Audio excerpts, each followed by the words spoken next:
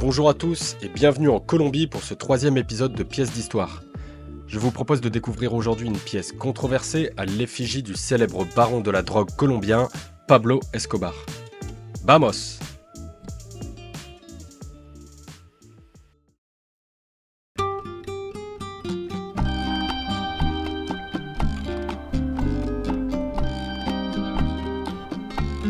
Rappel pour les plus jeunes d'entre nous, Pablo Escobar a été un membre fondateur et dirigeant du cartel de Medellín, une organisation par laquelle transitait la quasi-totalité de la cocaïne à destination des États-Unis.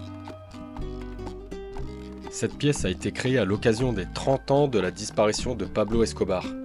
On peut tout de même s'interroger sur la légitimité d'une telle pièce commémorative. Mais nous n'allons pas ici refaire le cours de l'histoire, le but de cette vidéo étant de vous présenter une pièce à caractère historique. Je vous décrirai dans un premier temps les éléments sur l'avers et le revers de la pièce, avant de vous révéler ensuite le montant inestimable de cet objet.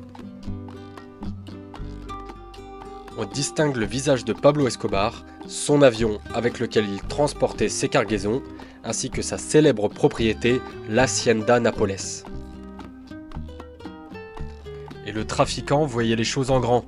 En effet, en plus de sa résidence, Escobar y fit construire un zoo, un aérodrome, un circuit de karting, etc. etc.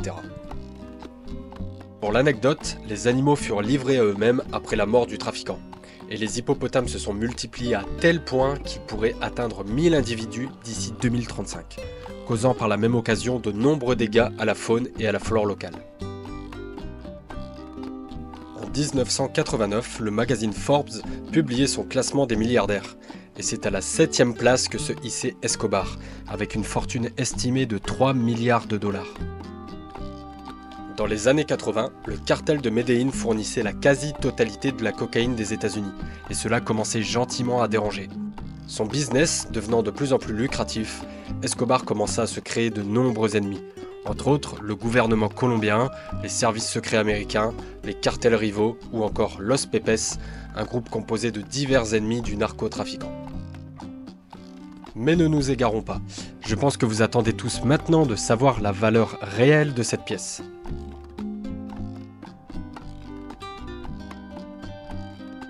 On peut lire au revers la valeur suivante, 1 billion pesos, soit en anglais 1 milliard de pesos. Mais qu'est-ce que ça vaut exactement ? Eh bien, malheureusement, il s'agit d'une monnaie fictive. Cet objet est en réalité une médaille commémorative et non pas une pièce. On ne peut pas s'en servir dans le commerce car elle n'a pas cours légal. Mais si cette médaille n'a pas de valeur monétaire, que vaut-elle vraiment ? Eh bien, il nous restera la valeur de collection ainsi que la valeur du métal, ici l'argent en l'occurrence. Parlons-en justement. Donc ici nous avons 2 onces d'argent, soit 62,2 grammes. À l'heure où je tourne cette vidéo, le gramme d'argent se revend pour 81 centimes. Donc 62,2 fois 0,81 égale à 50,3 euros. Donc si je devais la revendre pour son poids en argent, et uniquement pour son poids en argent, la vente me rapporterait seulement 50,3 euros. Mais intéressons-nous maintenant à la valeur de collection. Donc c'est une pièce qui a été tirée à seulement 500 exemplaires dans le monde, et comme on peut le voir sur la tranche, cette pièce est l'exemplaire numéro 5. C'est donc sa rareté qui fera la valeur de cette pièce. Mais reprenons le cours de l'histoire. C'est finalement en 1993 que le narcotrafiquant sera abattu, mettant un terme à des années de lutte et de trafic.